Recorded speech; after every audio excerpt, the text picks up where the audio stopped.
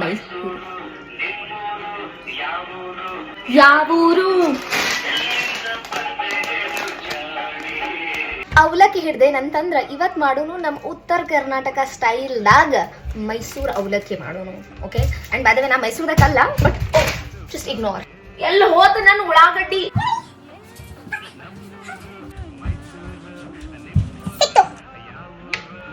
ಇಷ್ಟ ಹೆದರ್ತೀನಿ ನಾನು.